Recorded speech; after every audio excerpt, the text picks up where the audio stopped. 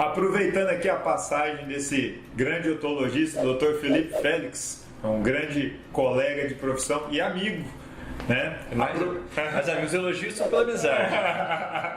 É nada, seu currículo fala por você, meu amigo. E aproveitando ele aqui, a gente vai fazer uma série de vídeos sobre alguns temas de otologia, porque aquela bela história, né? Duas cabeças pensam melhor que uma. Verdade, a gente sempre vai se ajudando aí, vai sair um vídeo legal para vocês.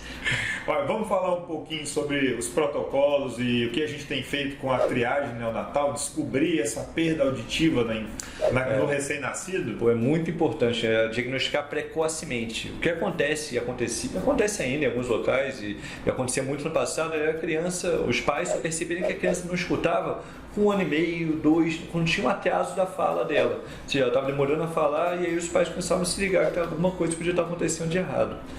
E aí nisso, a triagem auditiva ajudou a gente nisso, detectava precocemente, a sair da maternidade pelo menos com uma suspeita de que tinha alguma perda auditiva acontecendo. Esse protocolo de fazer esse teste, essa triagem na própria maternidade é uma coisa que ajudou muito, né? É como o Felipe disse, a criança crescia e às vezes eu ouvia de um parente, não, é normal, o meu demorou a falar, Nossa, o meu também demorou a falar. Por mais que esteja demorando e a gente tenha algum parente, algum colega que viveu uma situação semelhante, a gente não deve esperar, pagar para ver o problema. E isso é uma coisa que a triagem neonatal na maternidade ajudou bastante, porque você já tem aquela noção de algum problema, né? Já separa, né? Um grupo de pacientes, olha, a gente vai fazer uma triagem, não é um diagnóstico. Então a gente já chegou lá, vamos fazer o teste, opa, não passou. Então vai para uma outra avaliação mais aprofundada. Mas já separou os grupos. Não, esse aqui passou, está ótimo, vida que segue. Esse não passou, vamos continuar a avaliação dele para alguns exames a mais, que pode ser que no final conclua que tem audição normal. Mas que pelo menos foi para uma segunda avaliação para ter certeza sobre esse diagnóstico. Isso é importante pontuar, Felipe, porque às vezes a gente recebe muito paciente aqui que foi lá, fez a triagem. É importante vocês entenderem, é uma triagem. Não é o melhor exame indicado para fazer o diagnóstico. É apenas para dizer como é que está aquele processo naquele momento. E qualquer alteração, resto de secreção, o vernix, que é a secreção lá do nascimento, pode estar no ouvido e atrapalha, é um exame muito sensível. Muito. E como é uma triagem, às vezes assusta a mãe, né? Às vezes ela fica desesperada, meu filho é surdo, já chega aqui com o primeiro teste. Nem sempre é assim. A maioria das vezes, acho que até depois, quando a gente repete os testes, normalmente eles fazem, manda no otorrino, aí a gente. Normalmente é a fonoaudióloga que faz isso na maternidade, né? E aí a gente repete esse exame. Caso ele não se repita, pode ser feito logo imediato ou até um mês depois eles fazem repetir esse teste. E aí a gente entra com os protocolos que a gente tem para poder fazer a avaliação auditiva real dessa criança. Antigamente, é engraçado que a gente segue muito os padrões americanos, que estudam bem esse roteiro do diagnóstico e reabilitação da criança precocemente. Então eles tinham um roteiro de 1, 3 e 6 meses. Como que era isso? Então até 1 ano detectava que tinha alguma perda auditiva, até 1 mês detectava que tinha alguma perda auditiva, até 3 meses fechava o diagnóstico e até 6 meses já tinha que estar reabilitada.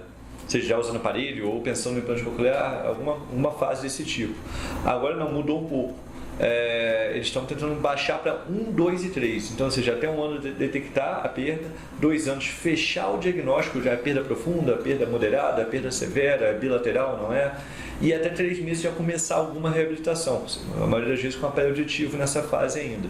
Então, ou seja, estão tentando botar cada vez mais precoce, porque sabe que vai dar diferença lá na frente. E dá, porque quanto antes a gente, como você disse no início, quanto antes a gente puder reabilitar esse recém-nascido, essa criança, a perspectiva futura dela é muito melhor, tá? De convívio social, de relacionamento familiar e até de desenvolvimento, né? Verdade, de linguagem.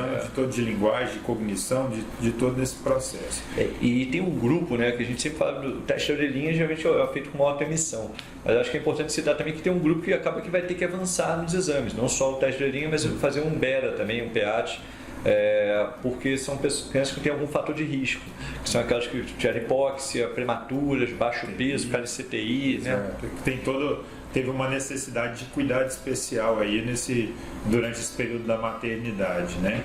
Isso é extremamente importante. É por isso que nós viemos aqui de uma certa forma nesse bate-papo descontraído levar uma mensagem importante para você, pai, mãe, que está em dúvida, está achando a audição da criança estranha, que não passou no teste ou acabou ouvindo. Não espere. A perda auditiva ela precisa ser diagnosticada e a pessoa precisa ser reabilitada o quanto antes. Isso é extremamente importante para esse desenvolvimento da criança. Na dúvida, sempre procurar o otorrino para fazer uma investigação, porque o ideal é detectar precocemente.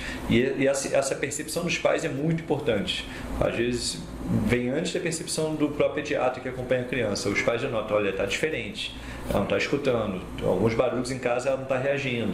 E os pais têm essa percepção e quando surgir isso, acho que logo procurar atendimento. Exatamente. Se você está na dúvida, se você achou estranho, até o pediatra não percebeu isso, é hora de procurar seu otorrino. Tá? O otorrino é o médico especialista indicado para ajudar vocês nessa fase, mesmo que seja só para confirmar que não há problema. Mas você precisa sempre estar procurando e avaliando de forma correta nesse sentido. Agradeço aqui mais uma vez sua presença. Nada. Viu?